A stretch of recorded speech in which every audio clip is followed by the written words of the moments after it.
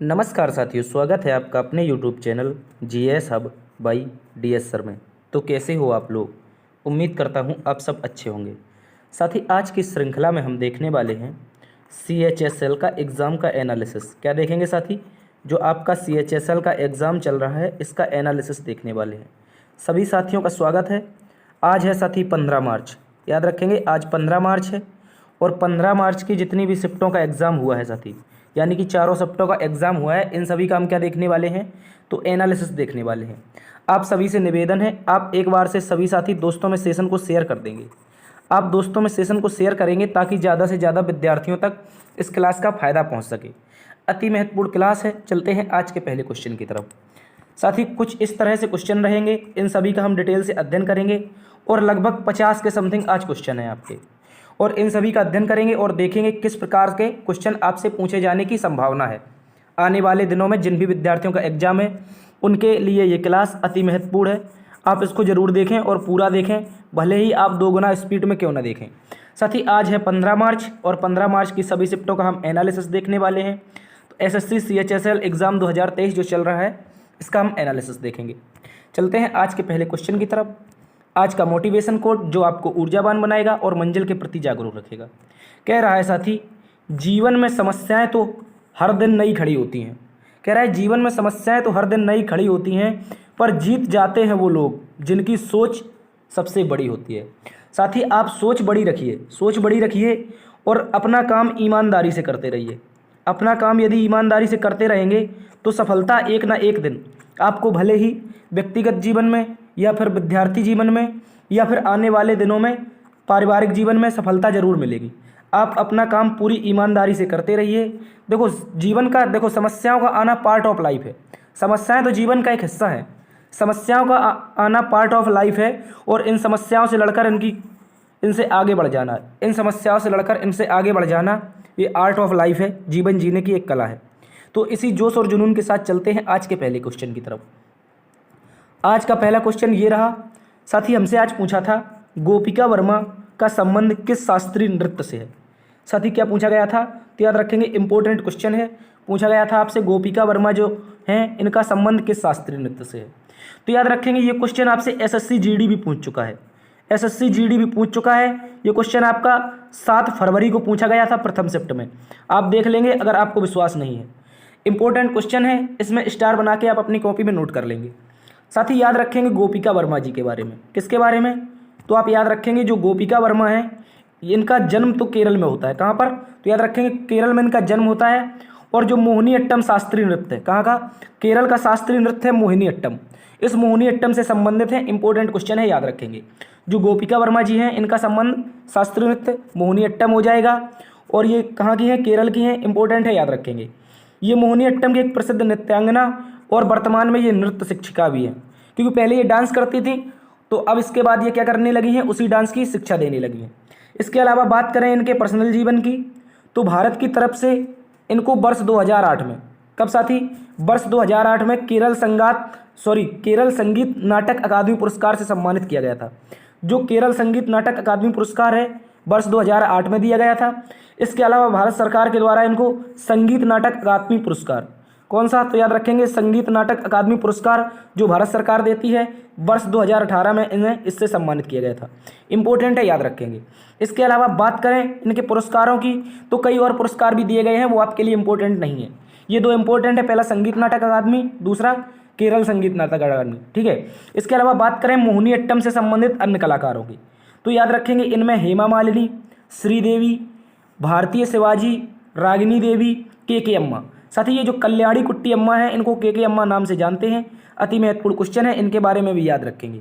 हेमा मालिनी, श्रीदेवी, भारतीय शिवाजी, रागिनी देवी, के अम्मा और एक आपकी गोपिका वर्मा। ये सारी की सारी जो नृत्यांगनाएं हैं, ये आपकी केरल से संबंधित हो जाएंगी, यानी कि मोहिनी अट्टम शास्त्रीय नृत्य से। इसके अलावा बात करें मोहिनी अट्टम शास्त्रीय नृत्य, तो याद रखेंगे ये भगवान विष्णु को समर्पित है। किसको? जो भगवान विष्णु ने मोहिनी का अवतार धारण किया था, इसके लिए ये इनको समर्पित है। इंपॉर्टेंट है, याद रखेंगे। चलते हैं आज के अगले क्वेश्चन की तरफ। आज का अगला क्वेश्चन हमसे पूछा गया था, नियासिन विटामिन के नाम से किसे जाना जाता है। जो साथी नियासिन विटामिन है, इसे किस नाम से जाना जाता है? एक अन्य नाम है इस विटामिन का, तो याद रखेंगे जो विटामिन B3 है। इंपॉर्टेंट है, याद रखेंगे। जो विटामिन आपका B3 है, इसको किस नाम से जानते हैं? तो साथी नियासिन के नाम से जानते हैं। अति महत्वपूर्ण क्वेश्चन है, इसको याद रखेंगे। नियासिन जो विटामिन है इसको किस नाम से जानते हैं? तो विटामिन B3 के नाम से जानते हैं। इंपॉर्टेंट है, याद रखेंगे। साथ ही बात करें इस विटामिन की, इसका कार्य क्या है? तो याद रखेंगे जो तंत्रिका तंत्र होती है और अपना पाचन तंत्र होता है तथा त्वचा को हेल्दी बनाए रखने में विटामिन B3 मदद करता है। जो विटामिन B3 है ये तंत्रिका तंत्र और पाचन तंत्र तथा आपकी त्वचा, यानी कि आपकी त्वचा पर जो निखार आता है वो विटामिन B3 के कारण आता है। और बहुत सारी बच्चियां क्या करती हैं, फेयर एंड लवली लगा के और कोई एक नई अन्य क्रीम आती है उनको लगा के निखार लाती हैं, लेकिन यदि आप विटामिन B3 का सेवन करेंगे तो आपकी त्वचा पर ऑटोमेटिक निखार आ जाएगा। इसके अलावा आप याद रखेंगे जो आपकी विटामिन ई होती है, विटामिन ई होती है, इसे स्किन साइन का विटामिन भी कहते हैं। इंपॉर्टेंट है, याद रखेंगे। ये भी आपकी त्वचा को क्या करती है, सुंदर बनाती है। इसके अलावा बात करें इसका मुख्य कार्य क्या है, तो ये भोजन को ऊर्जा में बदल देता है। किसको? तो याद रखेंगे जो विटामिन B3 है ये भोजन को ऊर्जा में बदल देता है और ऊर्जा को स्टोर करने की भी क्षमता रखता है। इंपॉर्टेंट है, याद रखेंगे। विटामिन B3 तंत्रिका तंत्र, पाचन तंत्र और त्वचा को हेल्दी बनाए रखने में मदद करता है, भोजन को ऊर्जा में बदल देता है और इसको स्टोर भी करता है ऊर्जा को। चलते हैं आज के अगले क्वेश्चन की तरफ। यदि आपको क्लास पसंद आ रही है तो दोस्तों में ज़्यादा से ज़्यादा शेयर करें ताकि अन्य विद्यार्थियों को भी फायदा हो सके, ठीक है। तो आज की क्लास का अगला क्वेश्चन है, हिंदी राजभाषा को किस अनुच्छेद में रखा गया है? इंपॉर्टेंट है, याद रखेंगे। हिंदी राजभाषा की बात करें तो साथी जो हिंदी राजभाषा है ये भारतीय संविधान में राजभाषा के रूप में अनुच्छेद 341 है। इंपॉर्टेंट है, जो अनुच्छेद 341 का क्लोज 1 है ये कहता है भारत की जो राजभाषा वो हिंदी है। इंपॉर्टेंट है, याद रखेंगे, ठीक है। राष्ट्रीय भाषा की बात नहीं कर रहे, हम राजभाषा की बात कर रहे हैं, इसलिए इंपॉर्टेंट है, याद रखेंगे, ठीक है।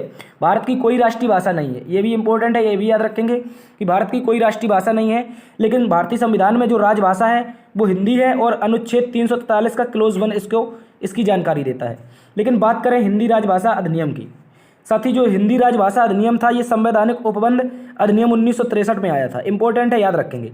हिंदी राजभाषा जिसके तहत राजभाषा बनी है तो अधिनियम 1963 में आया था, इसको याद रखेंगे। इसके अलावा हिंदी भाषा की बात करें तो इसकी लिपि कौन सी हो जाएगी? तो याद रखेंगे देवनागरी लिपि। कौन सी? देवनागरी लिपि हो जाएगी। इंपॉर्टेंट है, याद रखेंगे। कौन सी लिपि साथी? देवनागरी लिपि आपकी हो जाएगी, ये अति महत्वपूर्ण है, इसको याद रखेंगे, ठीक है। इसके अलावा बात करें आपके हिंदी राजभाषा की तो इसको लागू करने की जिम्मेदारी किसके पास होती है? तो जो केंद्र सरकार होती है साथी, जो वर्तमान में केंद्र सरकार है कोई भी हो, ये जो केंद्र सरकार होती है इसकी जिम्मेदारी होती है किसकी? भाषा को लागू करने की। इंपॉर्टेंट है, याद रखेंगे, ठीक है। चलते हैं आज के अगले क्वेश्चन की तरफ। आज का साथी अगला क्वेश्चन हमसे कह रहा था जो US ओपन हुआ था, क्या हुआ था? US ओपन 2022 का खिताब किसने जीता था? इस तरह से क्वेश्चन आया था, इंपॉर्टेंट क्वेश्चन है, इसको याद रख लेंगे। कह रहा है US ओपन 2022 का खिताब किसने जीता था? तो आप लोग याद रखेंगे पुरुष एकल की बात करें हम, अगर बात करें पुरुष एकल की साथी तो इसमें US ओपन 2022 का खिताब जीता था स्पेन के खिलाड़ी थे कार्लोस अल्कराज। कौन थे? तो याद रखेंगे कार्लोस अल्कराज। ये मात्र 19 साल का लड़का था। कितने साल का? तो याद रखेंगे जो 19 साल का लड़का था कार्लोस अल्कराज, इसने क्या जीता था? ये आपका US ओपन 2022 जीता था। इंपॉर्टेंट है, याद रखेंगे, ठीक है, इसको याद रखेंगे। इसके अलावा इसने हराया कैसे था? तो याद रखेंगे जो कैस्पर रूड एक खिलाड़ी है, कैस्पर रूड, ठीक है, इसको याद रखेंगे। कैस्पर रूड नामक एक खिलाड़ी है, इसको हराया था US ओपन 2022 में, ठीक है। इसके अलावा बात करें महिला की साथी महिला में किसने यह खिताब जीता है? तो महिला एकल में यह खिताब ईगा स्विएटेक ने जीता है। किसने? तो ईगा स्विएटेक नामक एक खिलाड़ी है, ये आपकी पोलैंड की है। कहाँ की साथी? जो आपका पोलैंड देश है। इंपॉर्टेंट है, याद रखेंगे, पोलैंड की खिलाड़ी है ईगा स्विएटेक। ईगा स्विएटेक ने कौन सा खिताब जीता है? तो याद रखेंगे आपका जो US ओपन 2022 हुआ था इसको जीता था, ठीक है। इंपॉर्टेंट है, याद रखेंगे। पुरुष की बात करें तो कार्लोस अल्कराज और महिलाओं में ईगा स्विएटेक। इसके अलावा अभी हाल ही में 2023 में जो हुआ है आपका ऑस्ट्रेलियन ओपन का आयोजन हो चुका है। किसका? तो याद रखेंगे ऑस्ट्रेलियन ओपन 2023 का आयोजन हो चुका है और इसका खिताब जीता है सर्बिया के खिलाड़ी हैं जाने माने, आप सभी को पता होगा, नोवाक जोकोविच। एक दिग्गज खिलाड़ी हैं, इन्होंने सर्वाधिक बार राफेल नडाल के साथ ग्रैंड स्लैम जीतने का भी रिकॉर्ड बराबर कर लिया है। 22 ग्रैंड स्लैम इन्होंने भी जीते हैं और राफेल नडाल ने भी जीते हैं। जो सर्बिया के खिलाड़ी हैं नोवाक जोकोविच, इन्होंने ऑस्ट्रेलियन ओपन जीता है। इसके अलावा बात करें महिला एकल की, ऑस्ट्रेलियन ओपन जो हुआ है इसमें महिला एकल का खिताब जीता है अरेना सबालेंका ने। किसने? जो अरेना सबालेंका है इनके द्वारा जीता गया है और ये बेलारूस की खिलाड़ी है। बात करें अरेना सबालेंका की, ये कहाँ की है साथी? ये बेलारूस की खिलाड़ी है। इंपॉर्टेंट है, याद रखेंगे। चलते हैं आज के अगले क्वेश्चन की तरफ। आज का अगला क्वेश्चन हमसे पूछा गया था साथी जो साइना नेहवाल है। कौन? साइना नेहवाल ने किस ओलंपिक में कांस्य पदक जीता था? इंपॉर्टेंट है, ये क्वेश्चन आपसे पूछा जा चुका है आज। याद रखेंगे साइना नेहवाल है इनके द्वारा किस ओलंपिक में पदक जीता गया था? तो याद रखेंगे एक जो आपका ओलंपिक होता है लंदन ओलंपिक, वर्ष 2012 में होता है साथी लंदन में ओलंपिक का आयोजन किया जाता है। याद रखेंगे इस ओलंपिक में भारत की स्टार बैडमिंटन खिलाड़ी, इस तरह से क्वेश्चन पूछ लेगा साथी कि साइना नेहवाल किस खेल से संबंधित खिलाड़ी हैं, तो याद रखेंगे बैडमिंटन से। ठीक है, इसको अच्छे से याद रख लेंगे, बैडमिंटन से संबंधित खिलाड़ी है साइना नेहवाल। और इन्होंने वर्ष 2012 में जो आपका लंदन में ओलंपिक आयोजित हुआ था, इसमें कांस्य पदक जीता था। इंपॉर्टेंट है, याद रखेंगे, क्योंकि उस समय की बात करें तो ये पहली महिला बैडमिंटन खिलाड़ी थी जिन्होंने पदक जीता था। लेकिन पहली महिला खिलाड़ी की बात करें, यदि बात करें साथी पहली महिला खिलाड़ी कौन थी जिसने ओलंपिक में पदक जीता था, तो वो साथी था 2002 का सिडनी ओलंपिक। कौन सा? 2002 का सिडनी ओलंपिक था। इसमें कर्णम मल्लेश्वरी ने पहली बार जीता था। इंपॉर्टेंट है, पहला पदक की बात कर रहे हैं, ना कि बैडमिंटन में। ठीक है, कर्णम मल्लेश्वरी ने पहली बार 2002 में आपका जीता था वेट लिफ्टिंग में। ठीक है, इसके अलावा बैडमिंटन की बात करें तो पहली खिलाड़ी कौन बनी थी? साइना नेहवाल। लेकिन इसके अलावा एक और क्वेश्चन बनेगा कि बैडमिंटन की ऐसी कौन सी खिलाड़ी है जिसने ओलंपिक में 2 पदक जीते हैं, ये क्वेश्चन बनेगा। याद रखना है इनके बारे में, ये पीवी सिंधु है साथी। इंपॉर्टेंट है, याद रखेंगे, पीवी सिंधु ने ओलंपिक में 2 पदक जीत चुकी हैं। वर्ष 2016 में जो रियो ओलंपिक हुआ था, यहाँ पर इन्होंने कौन सा पदक जीता था? तो सिल्वर जीता था साथी। कौन सा? सिल्वर। और लेकिन बात करें साथी 2022 की, जो 2020 का ओलंपिक हुआ था, कौन सा? 2020 का, इसमें इन्होंने ब्रॉन्ज जीता था। इंपॉर्टेंट है, ये भी याद रखेंगे, ब्रॉन्ज यानी कि कांस्य पदक। इंपॉर्टेंट है, इन सभी को याद रखेंगे। तो साइना नेहवाल लंदन में, और एक अन्य खिलाड़ी जो बैडमिंटन से संबंधित है पीवी सिंधु, ये 2 पदक जीत चुकी हैं। चलते हैं आज के अगले क्वेश्चन की तरफ। आज का साथी अगला क्वेश्चन हमसे पूछा है, दादा साहब फाल्के पुरस्कार 2022 में किसे सम्मानित किया गया है? कह रहा है जो दादा साहब फाल्के पुरस्कार 2022 में घोषणा हुई है, इसको किसे सम्मानित किया गया है? तो सबसे पहले याद रखेंगे जो दादा साहब फाल्के पुरस्कार थे, ये 52वें क्रम के थे। इस वर्ष किस क्रम के थे? तो याद रखेंगे 52वें क्रम के। इंपॉर्टेंट है, याद रखेंगे। ठीक है, और वर्ष 2020 के लिए इनको दिया गया है। ये भी इंपॉर्टेंट है, दिया तो 22 में गया है, परंतु 2020 के लिए दिया गया है। तो याद रखेंगे प्रसिद्ध अभिनेत्री आपकी आशा पारेख। साथ ही इंपॉर्टेंट है, याद रखेंगे, पर्दे वाली हैं ये, पर्दे में रहने दो गाना बनाया था, तो आशा पारेख जी ने क्या बनाया है, क्या मिला है आशा पारेख जी को? तो याद रखेंगे 2020 के लिए 2022 में दादा साहब फाल्के पुरस्कार मिला है, और 52वें क्रम का मिला है, ये भी इंपॉर्टेंट है। बात करें 51वें दादा साहब फाल्के की, तो ये मिला था साथी रजनी को। किसको? रजनी नहीं, रजनीकांत जी को। ठीक है, रजनी नहीं होगा, रजनीकांत होगा। ठीक है, इसको याद रखेंगे। बात करें 50वें की, तो 2018 में ये मिला था अमिताभ कांत को। ये भी इंपॉर्टेंट है, जो अमिताभ कांत हैं आपके, इनको मिला था कौन सा? तो याद रखेंगे अमिताभ कांत को, माफी चाहेंगे अमिताभ बच्चन को, सॉरी अमिताभ कांत नहीं, अमिताभ बच्चन होगी। 50वें नंबर का दादा साहब फाल्के अमिताभ बच्चन को दिया गया था। इंपॉर्टेंट है, याद रखेंगे। लेकिन बात करें साथी हम किसकी, तो याद रखेंगे दादा साहब फाल्के पुरस्कार की शुरुआत कब होती है? तो वर्ष 1969 में। इंपॉर्टेंट है, याद रखेंगे, वर्ष 1969 में इसकी शुरुआत होती है, और पहली बार देविका रानी जी को प्रदान किया जाता है। किसको? तो याद रखेंगे दादा साहब फाल्के पुरस्कार जीतने वाली पहली महिला कौन थी? देविका रानी थी। और वर्तमान में 52वें क्रम की कौन सी है? आशा पारेख है। चलते हैं आज के अगले क्वेश्चन की तरफ। आज का साथी आपसे अगला क्वेश्चन पूछा गया था, भारतीय रिजर्व बैंक के वर्तमान में गवर्नर कौन है? इस तरह से क्वेश्चन आया था। तो हम भारतीय रिजर्व बैंक के पूरे इतिहास के बारे में बात करेंगे। देखें भारतीय रिजर्व बैंक के गवर्नर की, तो वर्तमान में शक्तिकांत दास। कौन साथी? इंपॉर्टेंट है, वर्तमान में शक्तिकांत दास जी क्या है? भारतीय रिजर्व बैंक के गवर्नर हैं। लेकिन बात करें ये किस क्रम के हैं, तो ये भी इंपॉर्टेंट बन जाता है, ये 25वें क्रम के हैं। किस क्रम के? तो इंपॉर्टेंट है साथी, याद रखेंगे, ये वर्तमान में 25वें क्रम के क्या हैं? तो गवर्नर हैं। इंपॉर्टेंट है, इसको याद रखेंगे। इसके अलावा बात करें साथी आरबीआई की, तो 24वें क्रम के गवर्नर कौन थे? तो उर्जित आर पटेल थे। ये भी इंपॉर्टेंट है, हो सकता है पूछ ले आपसे, क्योंकि इस बार 25वां पूछा है, तो हो सकता है 24वां भी पूछ ले। तो उर्जित आर पटेल जो थे, ये 24वें क्रम के थे। बात करें साथी आरबीआई की, आरबीआई जो थी इसकी स्थापना बात करें तो साथी हिल्टन यंग आयोग। इंपॉर्टेंट है, याद रखेंगे, इस तरह से क्वेश्चन ये कई बार पूछा जा चुका है। आरबीआई की स्थापना किससे हुई थी, किस अधिनियम से? तो याद रखेंगे हिल्टन यंग आयोग अधिनियम 1934 के तहत इसकी स्थापना होती है। तो याद रखेंगे स्थापना कब हुई थी? तो 1 अप्रैल 1935 को। देखो अधिनियम तो 1934 का, परंतु स्थापना 1 अप्रैल 1935। इसके अलावा आरबीआई का राष्ट्रीयकरण होता है 1 जनवरी 1949। ये भी इंपॉर्टेंट है, क्योंकि पहले जब इसकी स्थापना हुई थी तो ये भारत और पाकिस्तान दोनों का बैंक था, लेकिन 1 जनवरी 1949 को इसका राष्ट्रीयकरण भारत सरकार के द्वारा कर दिया जाता है। ये इंपॉर्टेंट है, याद रखेंगे। चलते हैं आज के अगले क्वेश्चन की तरफ। आज का साथी अगला क्वेश्चन पूछा गया था, वर्ष 2021 में बिस्मिल्लाह खान को, माफी चाहेंगे, वर्ष 2001 में बिस्मिल्लाह खान जी को कौन सा पुरस्कार दिया गया था? याद रखेंगे बिस्मिल्लाह खान जो थे साथी, ये बिस्मिल्लाह खान जी थे, ये भारतीय संगीत की दुनिया के मशहूर एक शहनाई वादक थे। कौन थे? तो भारतीय संगीत की जो दुनिया थी इसमें मशहूर शहनाई वादक कौन थे? तो याद रखेंगे बिस्मिल्लाह खान जी थे। इंपॉर्टेंट क्वेश्चन बन जाता है, क्योंकि वर्ष 2001 में इनको भारत सरकार के द्वारा भारत का सर्वोच्च सम्मान भारत रत्न से सम्मानित किया गया था। किससे? तो याद रखेंगे जो भारत रत्न है ये भारत रत्न से इन्हें सम्मानित किया गया था। किसको? तो बिस्मिल्लाह खान को। वर्ष 2001 में इनको भारत रत्न दिया गया था। इसके अलावा बात करें, इस सम्मान को पाने वाले यह तीसरे संगीतकार थे। इंपॉर्टेंट है, ये भी याद रखेंगे। तीसरे संगीतकार बने थे, याद रखेंगे कौन? तो बिस्मिल्लाह खान। संगीत की दुनिया के जादूगर कहे जाते थे, ये शहनाई बजाते थे। इसके अलावा वर्ष 2006 में इनकी मृत्यु हो जाती है। ये भी इंपॉर्टेंट है, याद रखेंगे। इनकी मृत्यु कब हुई? तो वर्ष 2006 में इनकी मृत्यु हो जाती है। और साथ ही इनके मृत्यु जब हुई थी तो उस दिन राष्ट्रीय शोक घोषित किया गया था। इतने इंपॉर्टेंट व्यक्ति थे, उस दिन क्या किया गया था? तो राष्ट्रीय शोक घोषित किया गया था। इंपॉर्टेंट है, याद रखेंगे। ठीक है, इसको अच्छे से याद रख लेंगे। चलते हैं आज के अगले क्वेश्चन की तरफ। आज तो याद रख, इनके बारे में एक बात और याद रख लेंगे, किसके वादक थे? तो शहनाई के। इस तरह से क्वेश्चन पूछ लेगा कि मशहूर शहनाई वादक निम्नलिखित में से बिस्मिल्लाह खान का माफी चाहेंगे, जो बिस्मिल्लाह खान है किससे संबंधित है? तो याद रखेंगे ये एक शहनाई वादक थे। इस तरह से क्वेश्चन पूछेगा आपसे। चलते हैं आज के अगले क्वेश्चन की तरफ। आज का साथी अगला क्वेश्चन पूछा था, 2023 में 37वीं राष्ट्रीय खेलों का आयोजन कहाँ पर किया जाएगा? क्या कह रहा है? जो 2023 में 37वीं राष्ट्रीय खेल होंगे, इनका आयोजन कहाँ पर किया जाएगा? तो आप इसको अच्छे से याद रख लेंगे। साथ ही इन खेलों का आयोजन 2023 में कहाँ पर होगा? तो याद रखेंगे, इनका आयोजन होगा गोवा में। इंपॉर्टेंट है, याद रखेंगे। कहाँ पर? गोवा में। गोवा में इनका आयोजन होगा। यदि पूछे इसका आयोजन करवाता कौन है, तो साथ ही जो भारतीय ओलंपिक कमेटी है। कौन? भारतीय ओलंपिक कमेटी है, ये इसका आयोजन करवाती है। ये इंपॉर्टेंट बन जाता है, इसको याद रखेंगे। भारतीय ओलंपिक कमेटी क्या करवाती है? इसका आयोजन करवाती है। अति महत्वपूर्ण क्वेश्चन है, याद रखेंगे। और इनका आयोजन 37वें क्रम का कहाँ पर होगा?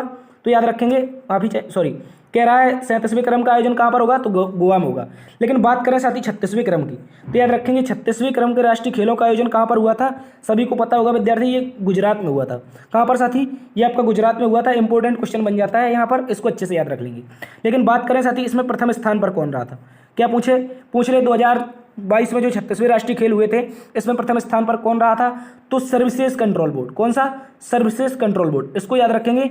साथ ही दिमाग में क्वेश्चन आना चाहिए कि सर्विसेज कंट्रोल बोर्ड क्या है?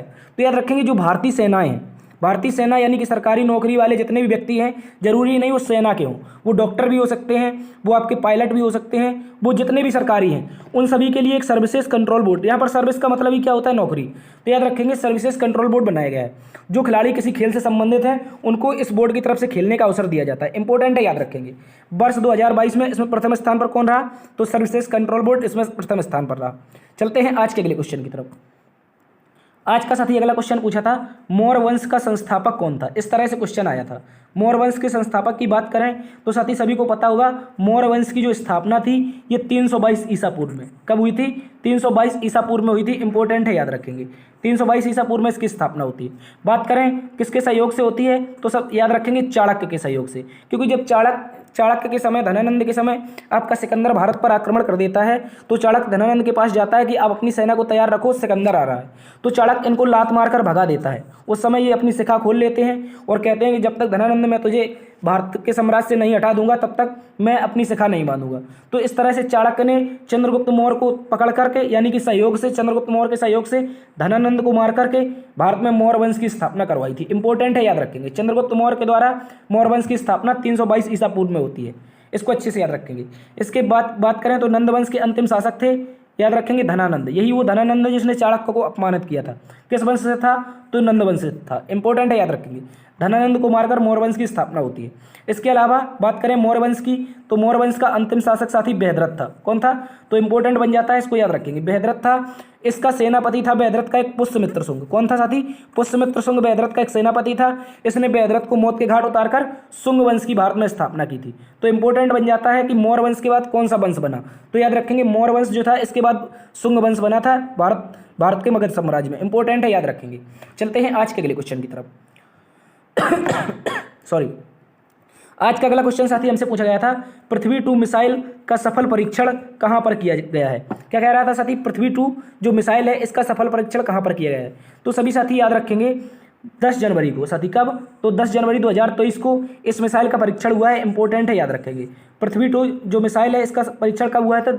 10 जनवरी 2023 को। इसको याद रखेंगे, किसने लॉन्च किया है? तो DRDO ने। इंपॉर्टेंट है, defence research development organisation, DRDO के द्वारा इसको क्या किया गया है? विकसित किया गया है और इसका परीक्षण किया गया है। याद रखेंगे, जो उड़ीसा का चांदीपुर द्वीप है, कौन सा? चांदीपुर के अब्दुल कलाम द्वीप से इसको क्या किया है? प्रक्षेपित किया गया है। इंपॉर्टेंट है, याद रखेंगे। उड़ीसा के चांदीपुर से इसको प्रक्षेपित किया है।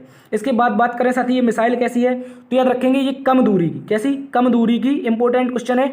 कम दूरी की एक परमाणु बैलिस्टिक मिसाइल है। कैसी? परमाणु बैलिस्टिक मिसाइल, यानी कि इसकी दूरी तो कम है परंतु ये परमाणु ले जाने में सक्षम है और अपने स्थान पर सटीक वार करती है। ठीक है, इंपॉर्टेंट है, याद रखेंगे। पृथ्वी 2 के बारे में बात करें तो साथी ये रात में भी हमला कर सकती है। कैसी? तो याद रखेंगे ये रात में भी हमला कर सकती है। इसके अलावा आप लोग याद रखेंगे जो पृथ्वी 2 मिसाइल है ये सतह से सतह पर मार करती है। ये भी क्वेश्चन ऐसा पूछा जाएगा, निम्नलिखित में से सतह से मार करने वाली मिसाइल कौन है? तो आपको हेलिना दे देगा या फिर कोई और दे देगा। तो याद रखेंगे जो आपकी ये पृथ्वी 2 है ये सतह से सतह पर मार करती है। इंपॉर्टेंट है, याद रखेंगे, ये ऐसा क्वेश्चन पूछ लेता है आपसे।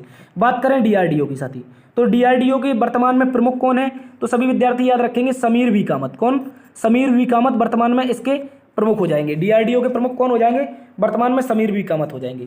बात करें साथी डीआरडीओ की स्थापना की, यानी कि पूछे डीआरडीओ की स्थापना कब हुई थी? तो याद रखेंगे सभी विद्यार्थी 1 जनवरी 1958 को डीआरडीओ की स्थापना होती है। और साथ ही आप बताएंगे कमेंट बॉक्स में कि 1 जनवरी 1958 को किस अन्य एक संस्थान की स्थापना होती है। ठीक है, इसको कमेंट बॉक्स में बताएंगे, आपके लिए होमवर्क क्वेश्चन है। कह रहा है डीआरडीओ की स्थापना 1 जनवरी 1958 को होती है। और इसके मुख्यालय की बात करें, कहाँ की साथी? तो मुख्यालय इसका नई दिल्ली में स्थित है। कहाँ पर? इंपॉर्टेंट क्वेश्चन बन जाता है, इसको याद रख लेंगे। इसका मुख्यालय नई दिल्ली में स्थित है। अति महत्वपूर्ण क्वेश्चन है, याद रखेंगे। ठीक है, तो चलते हैं आज के अगले क्वेश्चन की तरफ। आज का अगला क्वेश्चन पूछा गया था साथी, अमृतसर की संधि किस किस के मध्य हुई थी? क्या कह रहा था साथी?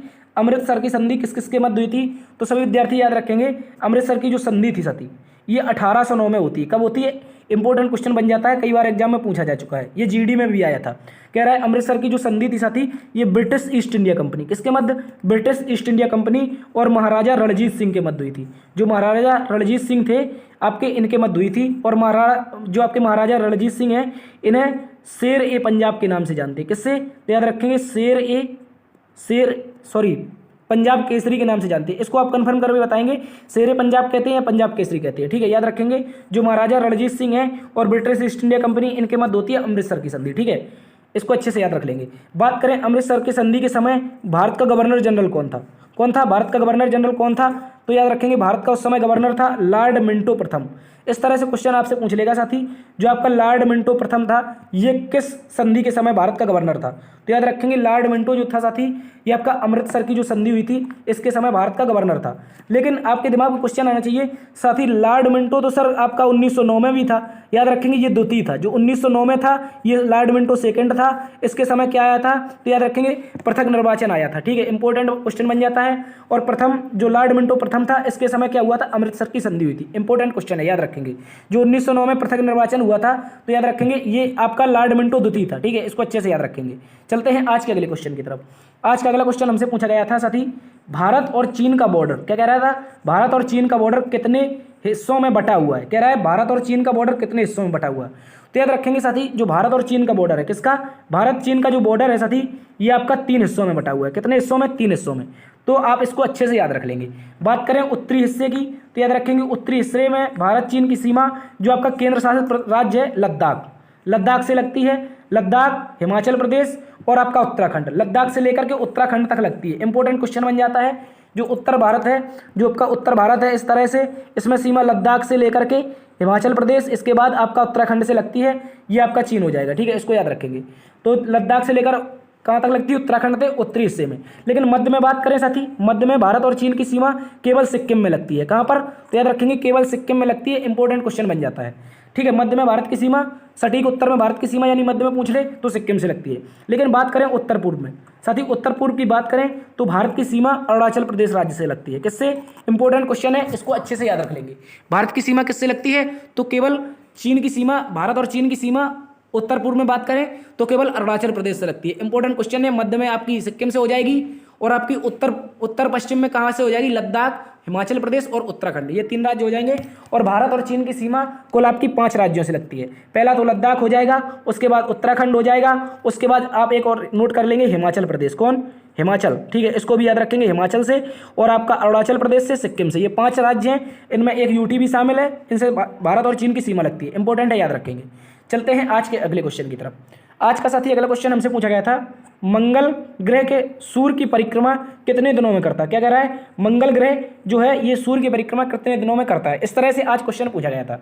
ठीक है साथी, तो याद रखेंगे मंगल जो ग्रह है ये सूर्य की जो परिक्रमा करता है 687 दिनों में। कितने में? तो याद रखेंगे 687 दिनों में ये पूरी करता है। अति महत्वपूर्ण क्वेश्चन है, इसको याद रख लेंगे। 687 दिनों में मंगल सूर्य की परिक्रमा करता है। इंपॉर्टेंट क्वेश्चन बन जाता है, इसको याद रखेंगे। बात करें मंगल की, तो ये पृथ्वी से लगभग 2 गुना समय लेता है, क्योंकि जो पृथ्वी है साथी ये आपकी 365 लगभग दिन में पूरी कर लेती है। 365 दिन 4 घंटे में पृथ्वी क्या कर लेती है, मंगल जो आपके सूर्य है इसकी परिक्रमा कर लेती है। ठीक है, मंगल नहीं सॉरी पृथ्वी जो है आपकी ये सूर्य की परिक्रमा करती है 365 दिन 4 घंटे में। लेकिन मंगल की बात करें तो ये 687 दिनों में करता है। इंपॉर्टेंट क्वेश्चन बन जाता है, इसको याद रखेंगे। ठीक है, इसके अलावा बात करें इसके चक्कर लगाने की तो 2 गुना समय लगता है, ये भी हमने डिस्कस किया। और जो मंगल ग्रह है साथी, ये इंपॉर्टेंट क्वेश्चन है, इसको याद रखेंगे। मंगल ग्रह पर आपकी मीथेन गैस मिलती है। कौन सी? इंपॉर्टेंट क्वेश्चन है, मीथेन गैस मिलती है, इसलिए इसे मार्स ग्रह कहते हैं। कौन सा ग्रह? मार्स ग्रह कहते हैं। अति महत्वपूर्ण क्वेश्चन बन जाता है। मंगल ग्रह पर मीथेन गैस मिलती है, मार्स ग्रह कहते हैं। इसके अलावा मंगल को हम लाल ग्रह भी कहते हैं। कैसा ग्रह? तो लाल ग्रह भी कहते हैं। इंपॉर्टेंट है, याद रखेंगे। और मंगल ग्रह के उपग्रह की बात करें तो इसके 2 प्राकृतिक उपग्रह हैं। कितने? याद रखेंगे, मंगल के 2 प्राकृतिक उपग्रह हैं। इनमें से एक आपका फोबोस या फोमोस हो जाएगा और दूसरा आपका डाइमस हो जाएगा। ठीक है, डाइमस, फोबोस या फोमोस। ठीक है, ये 2 आपके उपग्रह हैं, इनको इंपॉर्टेंट है, याद रख लेंगे, अपनी कॉपी में नोट कर लेंगे। चलते हैं आज के अगले क्वेश्चन की तरफ। आज का साथी अगला क्वेश्चन हमसे पूछा गया था, भारत की सीमा। क्या पूछा था? एक देखो वो पहली शिफ्ट में पूछा गया था भारत चीन की सीमा, लेकिन तीसरी शिफ्ट में पूछा गया था भारत की सबसे लंबी सीमा किस देश के साथ लगती है। कह रहा है भारत की सबसे जो लंबी सीमा है ये किसके साथ लगती है। तो सभी विद्यार्थी याद रखेंगे, भारत की जो सबसे लंबी स्थलीय सीमा है, इंपॉर्टेंट क्वेश्चन बन जाता है, इसको याद रख लेंगे। भारत की जो सबसे लंबी स्थलीय सीमा है बांग्लादेश से लगती है। किससे प्यारे साथी? तो सभी याद रखेंगे, ये आपकी बांग्लादेश से लगती है। इंपॉर्टेंट क्वेश्चन है, याद रखेंगे। ठीक है, बात करें बांग्लादेश से कितनी सीमा लगती है, तो 4096.7 किलोमीटर। कितनी? 4096.7 किलोमीटर इसकी सीमा बनती है। इंपॉर्टेंट है, याद रखेंगे, क्योंकि आपने देखा होगा जो बांग्लादेश है साथी ये पूर्ण रूप से भारत के ही मैप में आता है। ठीक है, इसको याद रखेंगे। बात करें भारत की सबसे कम सीमा की, तो सबसे कम सीमा भारत की 106 किलोमीटर अफगानिस्तान के साथ लगती है। किसके साथ? तो याद रखेंगे सभी साथी, अफगानिस्तान के साथ लगती है। इंपॉर्टेंट क्वेश्चन बन जाता है। बात करें भारत की स्थलीय सीमा साथी कितने कुल देशों से लगती है, जो स्थलीय सीमा है ये कुल 7 देशों से लगती है। इंपॉर्टेंट है, याद रखेंगे। भारत की जो साथी स्थलीय सीमा है ये कुल आपकी कितने देशों से लगती है, तो याद रखेंगे साथी ये आपकी 7 देशों से लगती है। इनमें से बात करें, एक आपका अफगानिस्तान हो जाएगा, दूसरा पाकिस्तान हो जाएगा, तीसरा आपका भूटान हो जाएगा, नेपाल हो जाएगा, चीन हो जाएगा, म्यांमार हो जाएगा और बांग्लादेश हो जाएगा। ये 7 देश हैं जिनमें भारत की सीमा स्थलीय रूप से लगती है। इंपॉर्टेंट क्वेश्चन है, याद रखेंगे। चलते हैं आज के अगले क्वेश्चन की तरफ। आज का साथी अगला क्वेश्चन हमसे पूछा गया था, जो दक्षिण अफ्रीका से लाए गए चीतों को किस राष्ट्रीय उद्यान में रखा है। कह रहा है जो दक्षिण अफ्रीका से सर चीते लाए थे इनको किस राष्ट्रीय उद्यान में रखा है। तो सभी विद्यार्थी याद रखेंगे, जो अफ्रीका से अभी हाल ही में 2023 में चीते आए हैं, इन चीतों को कहाँ पर रखा है, तो याद रखेंगे मध्य प्रदेश में। कहाँ पर? 12 चीते आए, बाहर नहीं, यहाँ पर याद रखेंगे आप लोग 12 चीते आए थे। कितने? 12 चीते, यानी कि 12 चीते आए थे। इन 12 चीतों को कहाँ पर रखा है सर, तो याद रखेंगे मध्य प्रदेश के श्योपुर में एक कुनू राष्ट्रीय उद्यान है। सभी को पता होगा, ये अक्सर चर्चा में रहा था, क्योंकि जब भारत में पहली बार नामीबिया से चीते आए थे, कितने? तो याद रखेंगे 8 चीते। जब नामीबिया से 8 चीते आए थे तो इस समय भी इसको कहाँ पर छोड़ा गया था, कुनू राष्ट्रीय उद्यान में। इसके अलावा अभी 2023 में हाल ही में अफ्रीका से भी चीते आए हैं, इनको भी कहाँ छोड़ा गया है, तो याद रखेंगे कुनू राष्ट्रीय उद्यान में। इंपॉर्टेंट है, ये मध्य प्रदेश के श्योपुर डिस्ट्रिक्ट में स्थित है। श्योपुर या फिर श्योपुर भी कहते हैं इसको, क्या कहते हैं? श्योपुर भी कहते हैं। इंपॉर्टेंट है, याद रखेंगे। श्योपुर डिस्ट्रिक्ट में कुनू राष्ट्रीय उद्यान स्थित है मध्य प्रदेश में। इसके अलावा इन चीज़ों को नहीं होगा यहाँ पर, सॉरी माफी चाहेंगे, कुछ मिसप्रिंटिंग है। कह रहा है इन चीतों को किससे लाया गया है, तो याद रखेंगे भारतीय वायुसेना का एक विमान है MI-17। कौन? इंपॉर्टेंट है, भारतीय वायुसेना का एक विमान है MI-17 हेलीकॉप्टर से इन्हें लाया गया है। इंपॉर्टेंट है, याद रखेंगे। ठीक है, इससे पहले भारत नामीबिया से भी 8 चीते मंगा चुका है। इंपॉर्टेंट है, ये क्वेश्चन अच्छे से याद रखेंगे। कुनू राष्ट्रीय उद्यान में इन सभी को छोड़ा गया है। चलते हैं आज के अगले क्वेश्चन की तरफ। आज का साथी अगला क्वेश्चन हमसे पूछा गया था, भारत में सर्वोच्च विधि अधिकारी किसे माना जाता है। इस तरह से क्वेश्चन आया था, ये तीसरी शिफ्ट का क्वेश्चन है। कह रहा है भारत में सर्वोच्च विधि अधिकारी किसे माना जाता है। तो याद रखेंगे, भारत का जो सर्वोच्च विधि अधिकारी होता है ये आपका महान्यायवादी होता है। इंपॉर्टेंट है, जिन भी विद्यार्थियों ने आपका क्या लगाया है, यदि सुप्रीम कोर्ट का जज लगाया है तो ये गलत हो जाएगा। ठीक है, महान्यायवादी भारतीय जो संविधान है इसमें सर्वोच्च विधि अधिकारी माना जाता है। इंपॉर्टेंट है, याद रखेंगे। ठीक है, पॉलिटी का एक अच्छा क्वेश्चन है। जो भारत का सर्वोच्च विधि अधिकारी होता है ये कौन होता है? महान्यायवादी। बात करें महान्यायवादी की, जो भारत का महान्यायवादी ऐसा थी, इसका उल्लेख भारतीय संविधान के अनुच्छेद 76 में मिलता है। कहाँ पर? जो अनुच्छेद 76 है। कौन सा? अनुच्छेद 76 है। इसमें क्या मिलता है, तो याद रखेंगे इसका महान्यायवादी का उल्लेख मिलता है। इसको साथ ही अटॉर्नी जनरल भी कहते हैं। ठीक है, याद रखेंगे AG यानी कि अटॉर्नी जनरल भी कहते हैं। ये AG OG वाला नहीं है। ठीक है, अटॉर्नी जनरल AG याद रखेंगे इसको। भारत के महान्यायवादी क्या कहते हैं? अटॉर्नी जनरल कहते हैं। बात करें साथ ही इसके नियुक्ति की, जो अटॉर्नी जनरल होता है इसकी नियुक्ति कौन करता है, तो याद रखेंगे राष्ट्रपति करता है। अति महत्वपूर्ण क्वेश्चन है, याद रखेंगे साथी। जो अटॉर्नी जनरल होता है इसकी नियुक्ति कौन करता है, भारत का प्रेसिडेंट करता है, इंपॉर्टेंट है, याद रखेंगे। बात करें जो ये अटॉर्नी जनरल होता है, ये राष्ट्रपति के प्रसाद पर्यंत कार्य करता है, ये भी इंपॉर्टेंट है। जो आपका राष्ट्रपति के प्रसाद पर्यंत कार्य करता है तो आप इसका महान्यायवादी आंसर हो जाएगा, इंपॉर्टेंट है, याद रखेंगे। बात करें साथी भारत का सबसे बड़ा, जो भारत सरकार है इसका सबसे बड़ा वकील भी होता है, ये भी क्वेश्चन बनता है कि भारत सरकार का सबसे बड़ा वकील कौन है, तो याद रखेंगे महान्यायवादी। अति महत्वपूर्ण क्वेश्चन है, इसको याद रखेंगे। लेकिन वर्तमान में भारत के महान्यायवादी की बात करें तो साथी are Venkat Ramani, important question है, इनको याद रखेंगे। वर्तमान में आर वेंकट रमणी क्या है, भारत के महान्यायवादी हैं, अच्छा से इनको याद रख लेंगे, ठीक है। वर्तमान में भारत के महान्यायवादी कौन हो जाएंगे, आर वेंकट रमणी। चलते हैं आज के अगले क्वेश्चन की तरफ। आज का साथी अगला क्वेश्चन पूछा गया था, जो संतोष ट्रॉफी है, कौन साथी याद रखेंगे, संतोष ट्रॉफी 2022 का खिताब किसने जीता है, इंपॉर्टेंट क्वेश्चन है, इसको पूछा गया था। बात करेंगे 2022 की और 2023 की भी, ठीक है। 2023 की भी बात करेंगे, कौन कौन से क्वेश्चन बनेंगे हमसे। बात करें संतोष ट्रॉफी 2023 की, तो ये 75वीं थी, इंपॉर्टेंट है, यहाँ पर 75वीं यानी कि 75th नंबर की ये थी, इंपॉर्टेंट है, याद रखेंगे। संतोष ट्रॉफी जो थी 2022 का खिताब किसने जीता था, तो केरल राज्य ने, इंपॉर्टेंट क्वेश्चन है, याद रखेंगे। 2022 में केरल राज्य ने क्या जीता था, संतोष ट्रॉफी 2022 का खिताब जीता था। और इसने किसे हराया था, तो याद रखेंगे पश्चिम बंगाल को, इंपॉर्टेंट क्वेश्चन है, पश्चिम बंगाल को किसने हराया था, तो याद रखेंगे केरल ने। इसके साथ ही 75वीं संतोष ट्रॉफी केरल ने 2022 में जीती थी। लेकिन 76वें क्रम की बात करें, साथ ही बात करें 76वें नंबर की, तो याद रखेंगे इस संतोष ट्रॉफी का खिताब 2023 में जीता है कर्नाटक ने, ये इंपॉर्टेंट क्वेश्चन है, याद रखेंगे। कर्नाटक के द्वारा 76वें नंबर की संतोष ट्रॉफी का खिताब जीता गया है और मेघालय को हराकर, इंपॉर्टेंट क्वेश्चन है, क्योंकि साथी मेघालय आपका पहली बार आपका कहाँ पहुंचा था, तो संतोष ट्रॉफी के फाइनल में पहुंचा था। जो मेघालय था संतोष ट्रॉफी के फाइनल में पहली बार पहुंचा था और ये क्या बना है, उपविजेता बना है, इंपॉर्टेंट क्वेश्चन है। हो सकता है आपसे घुमा करके पूछ ले कि साथी जो आपका 2023 में आपकी संतोष ट्रॉफी हुई है इसका उपविजेता कौन है, तो मेघालय है, और विजेता कौन है साथी, ये आपका कर्नाटक हो जाएगा, इंपॉर्टेंट क्वेश्चन है, याद रखेंगे। चलते हैं आज के अगले क्वेश्चन की तरफ। आज का एक अगला क्वेश्चन पूछा गया था साथी, जो दीपिका रेड्डी है, कौन साथी, जो आपकी दीपिका रेड्डी हैं, इनका संबंध किस शास्त्रीय नृत्य से है, इंपॉर्टेंट है, याद रखेंगे। इनका संबंध किस शास्त्रीय नृत्य से हो जाएगा साथी, याद रखेंगे कुचिपुड़ी से, किससे, कुचिपुड़ी से, इंपॉर्टेंट क्वेश्चन है, याद रखेंगे। बात करें इनके बारे में तो 2019 में इनको राष्ट्रपति जी के द्वारा क्या दिया गया था, संगीत नाटक अकादमी पुरस्कार। जो साथी आपका डांस होता है इसमें संगीत नाटक अकादमी पुरस्कार इंपॉर्टेंट बन जाता है, याद रखेंगे। तो ये 2019 में दीपिका रेड्डी को दिया गया था। बात करें ये कहाँ से संबंधित हैं, तो तेलंगाना से संबंधित है, इंपॉर्टेंट, याद रखेंगे। तेलंगाना राज्य से संबंधित हो जाएंगे आपकी कौन, तो याद रखेंगे जो आपकी दीपिका रेड्डी है, और कुचिपुड़ी शास्त्रीय नृत्य से संबंधित है। और कुचिपुड़ी कहाँ का है, तो याद रखेंगे आंध्र प्रदेश का, ठीक है। आंध्र प्रदेश कह सकते हैं या फिर तेलंगाना, क्योंकि आंध्र प्रदेश से अलग ही क्या बना है, तो तेलंगाना बना है, इंपॉर्टेंट है, याद रखेंगे, ठीक है। चलते हैं आज के अगले क्वेश्चन की तरफ। आज का अगला क्वेश्चन, इसके अलावा साथी कुछ और क्वेश्चन थे जो आपके टाइप नहीं हो पाए हैं, ठीक है, उन सभी क्वेश्चनों को हम भी देखेंगे। क्वेश्चन एक आया था, निम्नलिखित में से कौन सा असम का डांस है, क्या था, असम का डांस पूछा गया था साथी, तो याद रखेंगे उनमें ऑप्शन था आपका बिहू, क्या ऑप्शन था, तो सभी विद्यार्थी याद रखेंगे बिहू ऑप्शन था।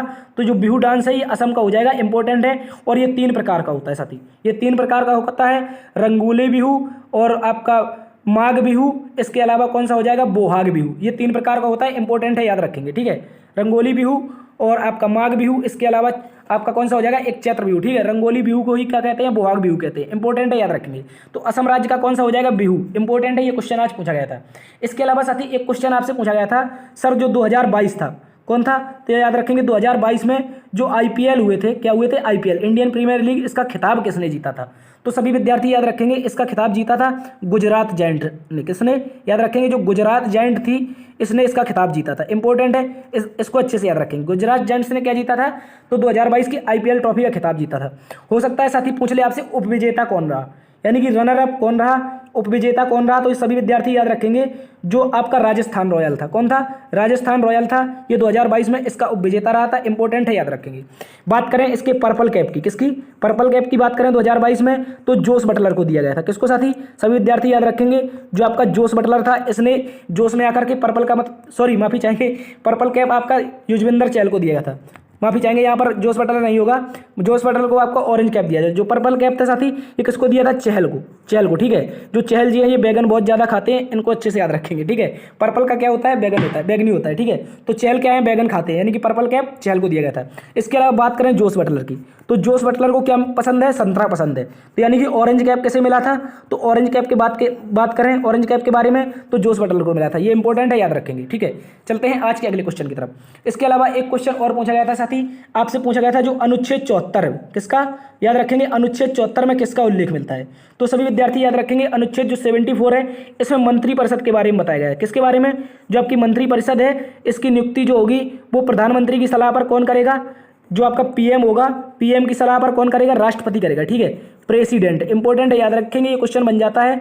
जो मंत्रिपरिषद है इसकी नियुक्ति कौन करता है, तो प्रधानमंत्री की सलाह पर राष्ट्रपति करता है, इंपॉर्टेंट है, याद रखेंगे। ठीक है, इसके अलावा एक क्वेश्चन पूछा गया था साथी आपसे, जो भूकंप मापी होता है, जब भूकंप आता है तो इसको मापते हैं, उसे क्या कहते हैं। देखो यहाँ पर भूकंप मापी नहीं होगा, इसका स्पेशल नाम है सिस्मोग्राफ। क्या है साथी, जो आपका सिस्मोग्राफ है, सिस्मोग्राफ को क्या कहते हैं, भूकंप मापी भी कहते हैं। और जब भूकंप आता है तो इसी से नापते हैं, इंपॉर्टेंट है, याद रखेंगे।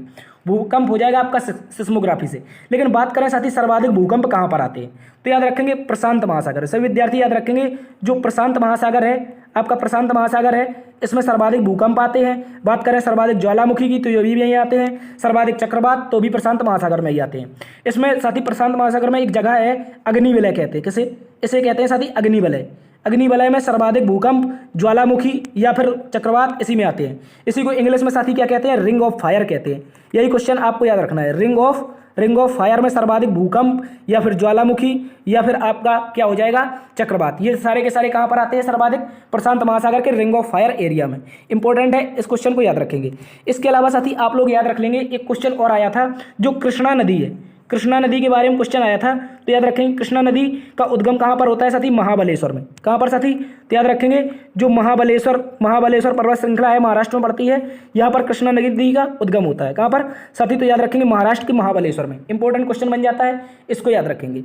ठीक है, इसके अलावा आप याद रखेंगे ताप्ती के बारे में, ये भी क्वेश्चन पूछा जा सकता है। ठीक है, ताप्ती की बात करें तो ये सतपुड़ा पर्वतमाला से निकलती है। कहाँ से, सतपुड़ा पर्वतमाला मध्य प्रदेश से निकलती है, ये भी इंपॉर्टेंट क्वेश्चन बन जाता है, इसको याद रखेंगे। इसके अलावा बात करें नर्मदा की, तो नर्मदा कहाँ से निकलती है साथी, ये अमरकंटक से निकलती है। कहाँ से, अमरकंटक से निकलती है, ये भी इंपॉर्टेंट क्वेश्चन बन जाता है, इसको भी आप लोग अच्छे से याद रख लेंगे।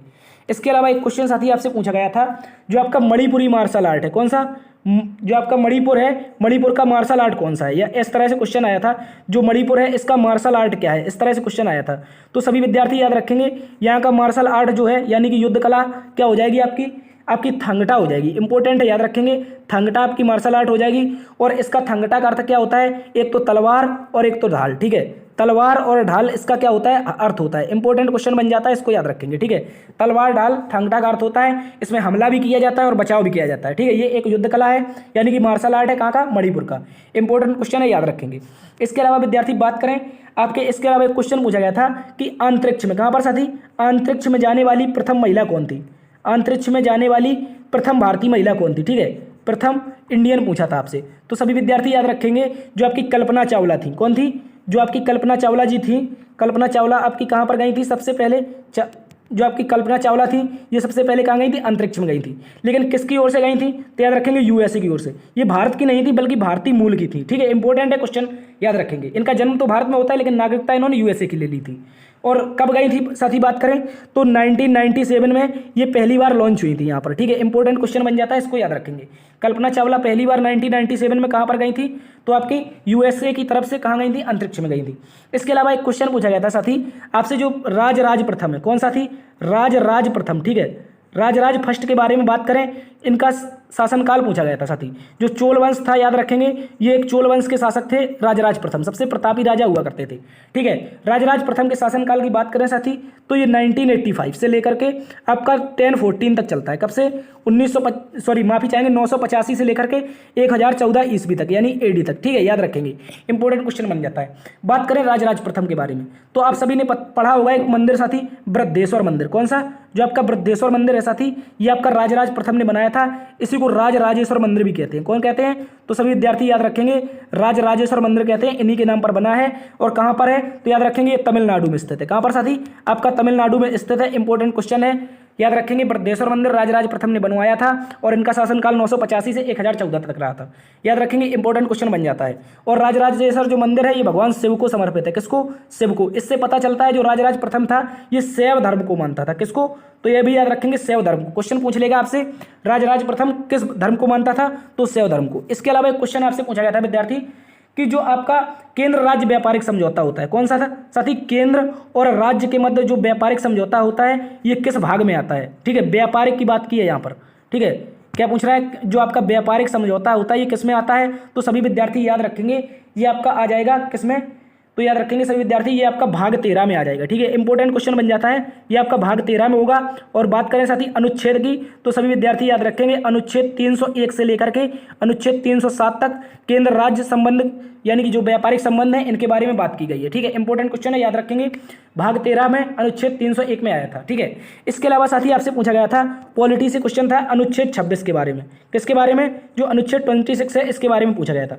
बात करें अनुच्छेद 26 की, जो आपके धार्मिक प्रबंध होते हैं, कौन से साथी, याद रखेंगे जो आपके धार्मिक प्रबंध होते हैं इनकी इसमें स्वतंत्रता दी गई है। ठीक है, धार्मिक प्रबंधों के लिए छूट दी गई है, इंपॉर्टेंट है, याद रखेंगे धार्मिक प्रबंधन की स्वतंत्रता कहाँ पर है, तो याद रखेंगे आपके अनुच्छेद 26 में। लेकिन बात करें साथी यहाँ पर अनुच्छेद 27, क्योंकि इसी से जुड़ा हुआ है, जो अनुच्छेद 27 है इसमें आप अपने भी धर्म का प्रचार कर सकते हैं, जो आपका धर्म होगा उसका प्रचार कर सकते हैं, भले ही आप किसी धर्म से हो। अनुच्छेद 27 कहता है आप अपने धर्म का प्रचार कर सकते हैं। लेकिन इसके अलावा आप याद रखेंगे अनुच्छेद 28, क्योंकि यहाँ पर अनुच्छेद 28 आपका धर्म से संबंधित हो जाएगा।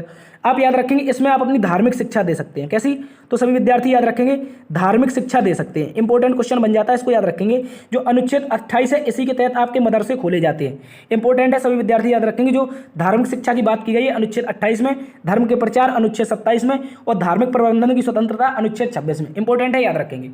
चलते हैं आज के अगले क्वेश्चन की तरफ। इसके अलावा साथी एक क्वेश्चन आपसे पूछा गया था, जो आपका उपराष्ट्रपति होता है, उपराष्ट्रपति से संबंधित क्वेश्चन आया था। सभी विद्यार्थी याद रखेंगे जो उपराष्ट्रपति होता है तो याद रखेंगे इसका उल्लेख अनुच्छेद 63 में मिलता है। कहाँ पर, अनुच्छेद 63 में। ठीक है, इसको याद रखेंगे, क्वेश्चन इसी से आया था, हो सकता है ये पूछा गया हो। बात करें इसके सभापति की, जो आपका राज्यसभा होता है यानी कि RS होता है, जो उपराष्ट्रपति होता है ये इसका सभापति होता है। और सभी विद्यार्थी याद रखेंगे ये अनुच्छेद 64 में लिखा है कि भारत का उपराष्ट्रपति राज्यसभा का सभापति होगा। ये इंपॉर्टेंट क्वेश्चन है, इसको याद रखेंगे। ठीक है, इसके अलावा साथी एक क्वेश्चन आया था, आप याद रखेंगे। इसके अलावा एक क्वेश्चन और पूछा गया था, एक साथी ने बताया था कि साथी आपका जो विधि का मुख्य अधिकारी हुआ भी हमने डिस्कस कर लिया, वो तो हो गया। इसके अलावा आया था साथी कंचनजंगा के बारे में, किसके बारे में, जो आपका कंचनजंगा है। ठीक है, कंचनजंगा के बारे में भी आया था साथी। जो आपका कंचनजंगा इसकी हाइट शायद पूछी थी, इस तरह से एक विद्यार्थी ने क्वेश्चन बताया था साथी, जो आपकी कंचनजंगा है इसकी हाइट कितनी है, तो सभी विद्यार्थी याद रखेंगे 8586 मीटर। कितनी, 8586 मीटर, यानी कि 8.5 किलोमीटर लगभग इसकी हाइट है। इंपॉर्टेंट क्वेश्चन बन जाता है, याद रखेंगे। ठीक है, इसके वाले में अच्छे से याद रखेंगे।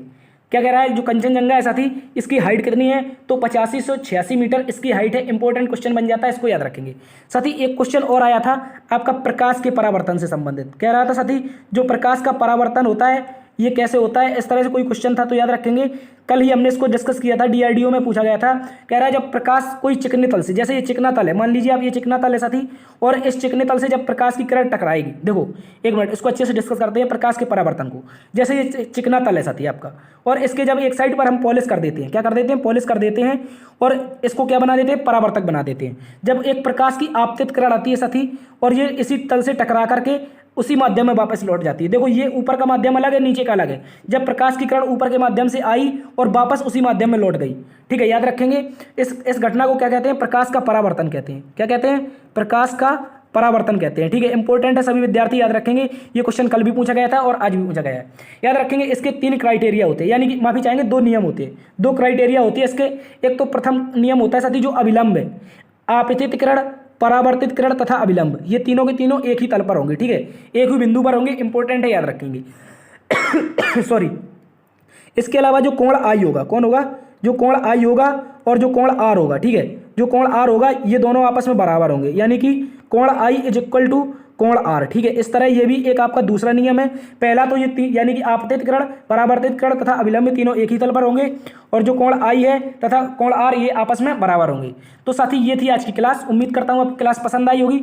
आपसे एक और निवेदन है विद्यार्थी, जिस प्रकार आज साथियों ने क्वेश्चन भेजे हैं, आप भी उसी प्रकार आप सभी से निवेदन है कि आप क्वेश्चन भेज सकते हैं। ठीक है, आपके लिए व्हाट्सअप नंबर दिया गया है, इस पर आप क्वेश्चन भेज सकते हैं। और आप सभी से एक और निवेदन है कि आप कॉल नहीं करेंगे। ठीक है, सभी विद्यार्थियों से निवेदन है कॉल नहीं करेंगे, इससे डिस्टर्ब होता है। ठीक है, DRDO या CHSL किसी का भी एग्जाम दे रहे हैं, आप GK GS से संबंधित जितने भी क्वेश्चन हैं आप इस नंबर पर भेज सकते हैं। ठीक है, तो आज की क्लास में इतना ही। यदि पसंद आई है तो देखते रहिए GSF by DS सर। यदि पसंद आ रही है तो लाइक कीजिए, शेयर कीजिए। यदि चैनल पर नए हैं तो सब्सक्राइब जरूर कर लें। आप सभी से निवेदन है कि आप सब्सक्राइब जरूर कर लें, हमें 500 सब्सक्राइबर तक पहुंचा दें। ठीक है, किसी तरह से। थैंक्स फॉर वॉचिंग, देखते रहिए GSF by DS सर। मिलते हैं अगली वीडियो में, तब तक के लिए अपना ख्याल रखना। जय हिंद।